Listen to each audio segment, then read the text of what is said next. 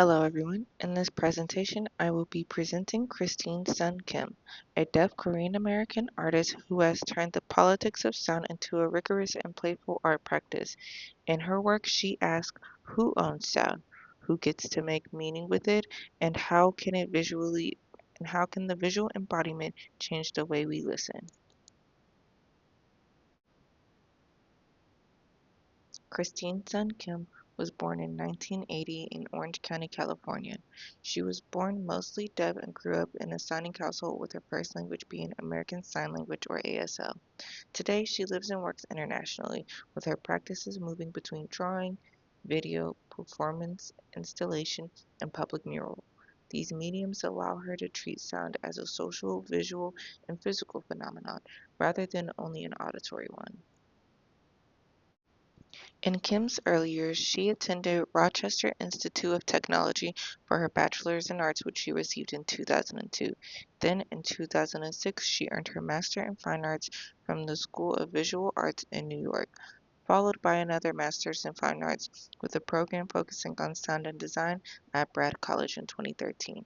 Her formal training, especially the sound and design program from Brad College, helped her to expand from just drawing and visual work into a sustained investigation of sound and its social roles.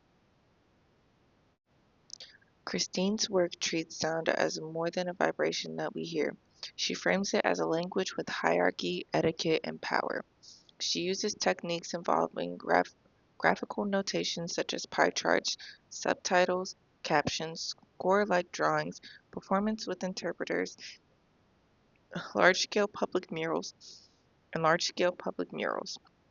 She often deploys humor and black text to expose everyday assumptions. For example, the offensive things hearing people say around deaf people, or how institutions treat accessibility as an afterthought. Her practices Her practice is interdisciplinary because the concept of sound in her work is visual, tactile, and institutional with bodily layers in it. Kim's inspiration is both personal and systematic. Growing up deaf among hearing people taught her the social rules about sound are learned behaviors and more often than not, tools used to gatekeep. She has spoken about the idea of ownership of sound and about learning to treat sound more as a material that she can manipulate on her own terms. Overall, my deafness has defined and contributed into my practice as an artist, whereas by producing and performing sound, I constantly attempt to own it instead of I constantly attempt to own it and continue my own dialogue with society.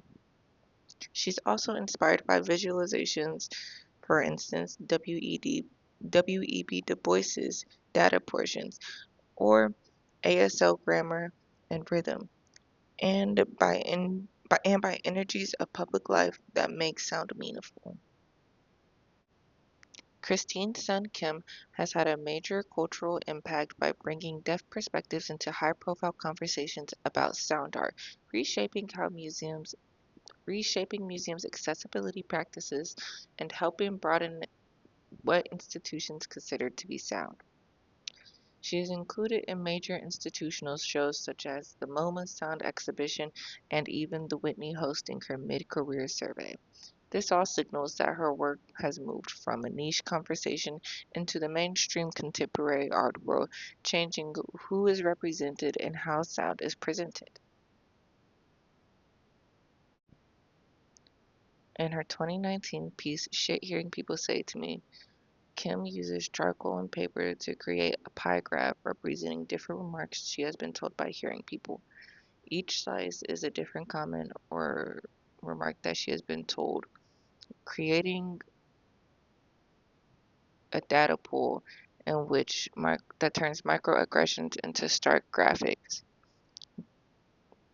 Kim made this piece in 2019 to show in the List Center exhibition at MIT and was included in other group and solo exhibitions. This work riffs off of Du Bois's style of infographics and how data can be used to reveal social patterns.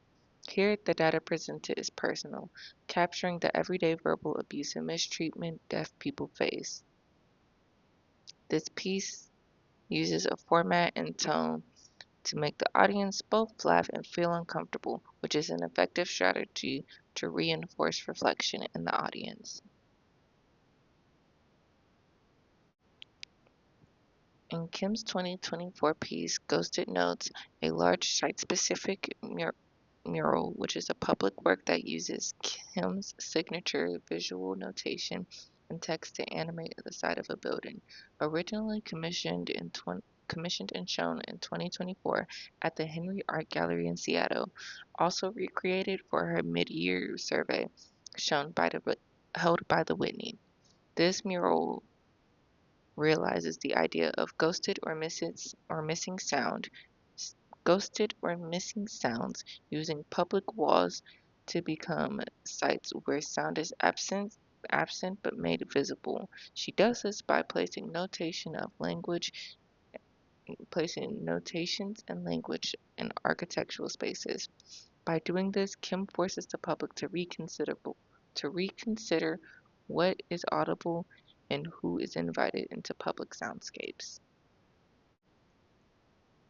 In Kim's All Day, All Night mid-career survey that was held at the Whitney, Small Echoes and Long Echoes are contemporary works that explore how sound lingers beyond its physical presence and through memories, gestures, and social reverberation. In Small Echoes, made in 2022, Kim uses text and graphic notations to visualize the quiet and often overlooked reverberations of communication of how ideas ripple subtly in depth and both hearing exchanges. Long Echoes, created in 2022, expands on this concept, stretching the visual rhythm of sound into a larger spiral experience. Together, these works question who controls echoes, both literal and metaphorical, and how they are carried, repeated, or silenced in our society. I have learned that being an artist is one of the most vulnerable things that you can do to your mind and body. Christine Sun Kim. This line encapsulates both her deliberate vulnerability and personal risk that she takes by turning intimate and sometimes painful experiences into public works and arts that we can view. Christine Sun Kim's work is so important and impactful because her practices change the rules of conversation regarding sound. She refuses to accept sound as a neutral or purely physical phenomenon, and she exposes the social hierarchy and linguistic politics embedded in what our culture treats as audible. By using visual performance and public text, she invites everyone, both deaf and hearing, to reconsider assumptions about language, power, and inclusion.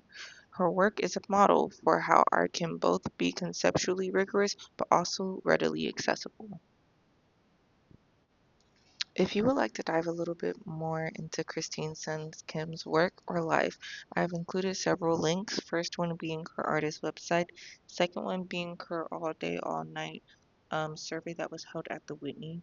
The third is a video touring the all day, all night exhibition that she had at the Whitney. And the third is American Arts and one of the exhibitions that they'd held with her. I really do feel like Christine Sum Kim is an artist that pushes the boundary and brings a lot of awareness to different things that we may not think of every day or different things that the everyday person can take for granted that we may not consider how it affects other people. I thank you all for joining me on my presentation and I hope you have enjoyed.